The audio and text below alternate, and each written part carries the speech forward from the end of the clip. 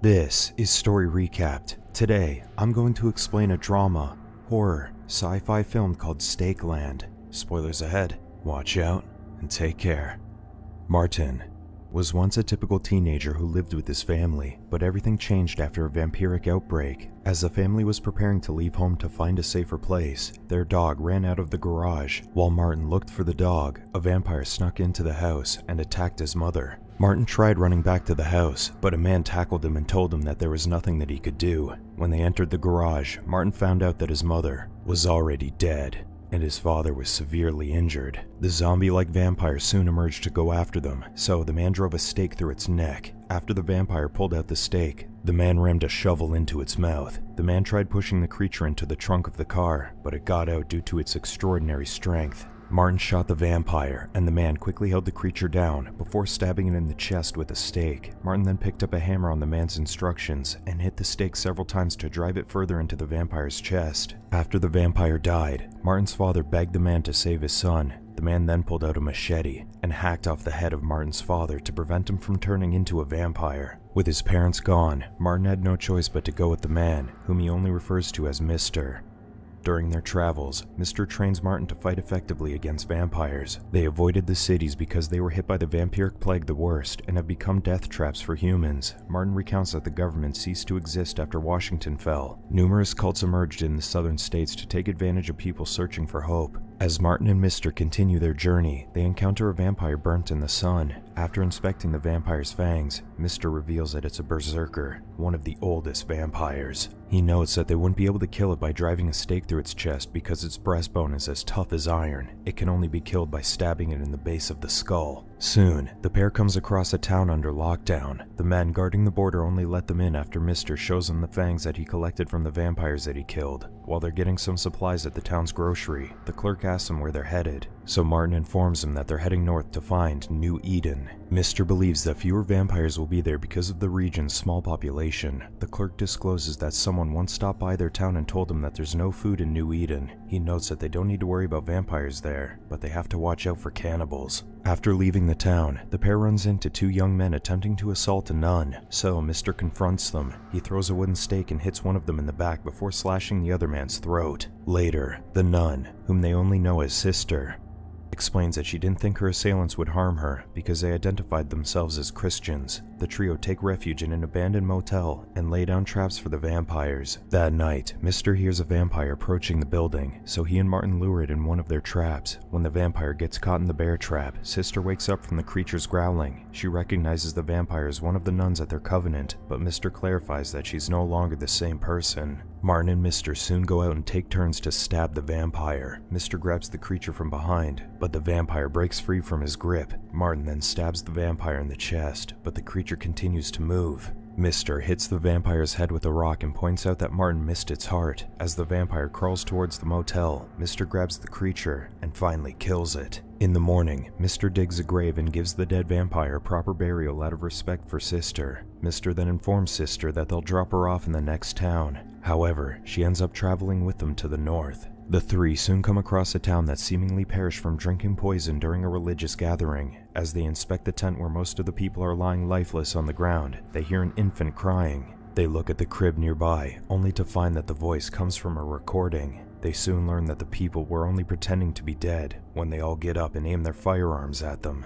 The townspeople tie them up and hang Mr. up on a tree that night. Their leader, who introduces himself as Jebediah Lovin, reveals that Sister's assailants were his men, and one of them was his son. He notes that his son cried for his mother for 3 hours before he died from the stake in his back. Jebediah then castigates Mr. for killing vampires, because he believes that the vampires are doing God's work. Later, the cult brings the three to a valley infested with vampires, and leaves Mr. there alone with his hands tied. When one of the creatures attacks, Mr. subdues it and uses its teeth to break the ropes on his hands. He then impales the vampire and uses a torch to fend off the other creatures. In the morning, Jebediah asks Martin to fetch some water at the creek. He warns Martin that he won't get far if he tries to run, because there's nothing but vampires outside their town. Sister nods at Martin to hint that it's okay to leave her behind if he wants to flee. Later, Martin creates a stake out of wood from the forest and goes back to the valley to find Mr. Upon learning that Mr. is no longer there, he makes his way back to their car. He reaches the vehicle at night, but he finds it locked. Not far from the car, he notices a vampire crouching on the road. As the vampire runs towards him,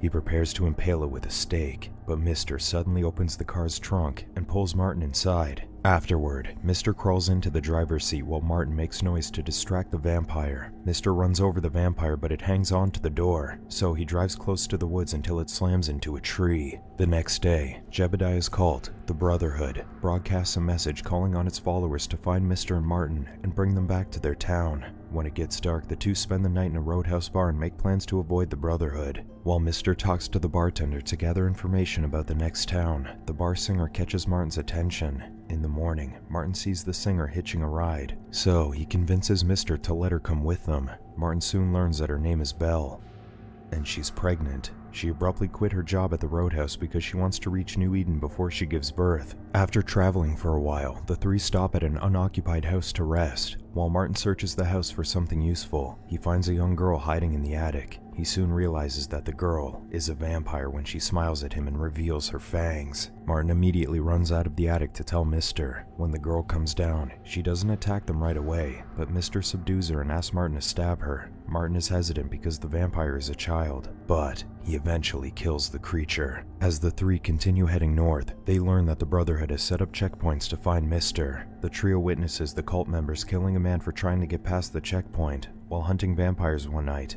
the three find Willie breaking out of a portable toilet. As they help him back to their car, Willie reveals that the Brotherhood left him there to serve as bait for the vampires. He later discloses that he was in the Marines, and he was called back from the war in the Middle East when the vampire epidemic occurred. When Belle asks what happened at the war, Willie notes that there was no one left to fight because the entire Middle East has become the land of the vampires. The soldiers were deployed back to America to assist people in the evacuation to Canada, but they failed to contain the plague. To get past the Brotherhood's roadblock, the group captures one of their members so they can use his truck and disguise themselves. Willie notes that the Brotherhood has been rounding up vampires and releasing them into other towns to eliminate the population. He recounts that Washington fell because the organization crashed planes full of vampires into the city. That night, Willie and the group catch Jebediah by surprise at a checkpoint. Outnumbered and outgunned, Jebediah has no choice but to surrender. The group lets two of his men run, but they tie Jebediah to a tree and leave him there with a large cut on his back to attract the vampires.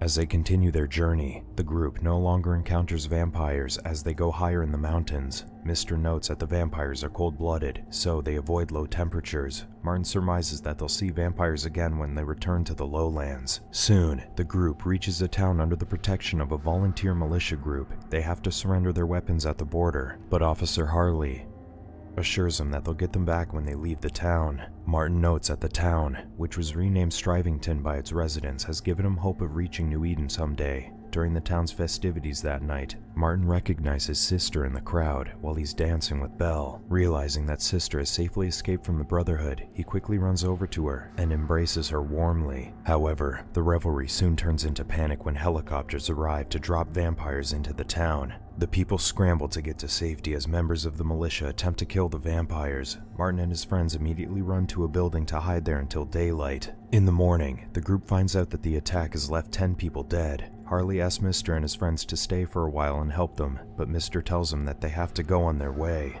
Sister decides to rejoin the group on their journey to New Eden. Martin notes that they still don't know what's waiting for them there, but he surmises that it will be better than the place that they just left behind. Soon, Mr.'s car breaks down, so the group continues their journey on foot. After a week of traveling in the woods, Martin notices some changes in the people in the group. They've stopped engaging each other in small talk, and they started working as a pack. By that time, Martin had stopped thinking about his old family because he had found a new one. The group eventually finds refuge in an abandoned auto junkyard. They set up cans tied in strings all over the yard during the day to alert them when vampires are approaching. That night, the whole group is awakened from their sleep when the cans start rattling. Not long after, they see several vampires around the yard. One of them suddenly emerges from a car and comes after Belle, so she quickly fires her revolver at it. The others take turns shooting it, but the creature survives, so Mr. stabs it in the skull, realizing that they're being attacked by berserkers. Mr. then tells the others to run while he uses a flare to scare the vampires away. The group ends up in a cornfield while fleeing from the creatures. Sister soon gets tired of running, so she stops and faces the vampires to buy the others time to escape.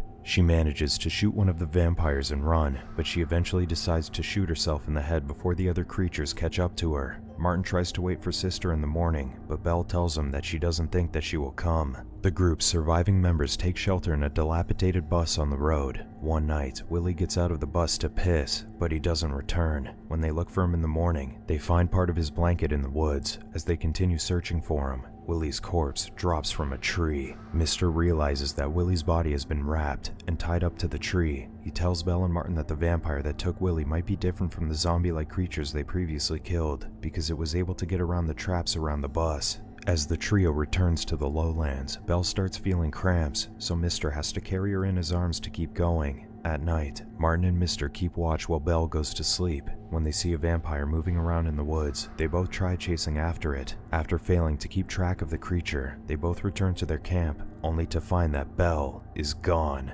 At daybreak, the pair follows the vampire tracks and finds Belle in an abandoned silo. Belle is tied up and wrapped in barbed wire. She bleeds from a vampire bite. Jebediah, now a vampire, soon emerges and dunks Martin's head into a tub that's catching the blood dripping from Belle's wound. When Mr. enters the silo, Jebediah expresses his intention to kill Martin as retaliation for the death of his son. Mr. stabs the vampire, but Jebediah subdues him and uses Mr.'s own stakes to nail his hands to the wall. Jebediah then reveals that he gave his blood willingly to the hungry vampires when they came for him. As he is about to bite Mr., Martin attacks him. The attack doesn't affect Jebediah, but it allows Mr. to kick the stake in the vampire's chest further into his heart. Soon after, Jebediah dies. Martin then drives the stake into Belle's heart to prevent her from becoming a vampire. After leaving the silo, the pair continue heading north using an abandoned truck they found on the road. During a rest stop, they meet Peggy, who's been battling with vampires on her own at her diner.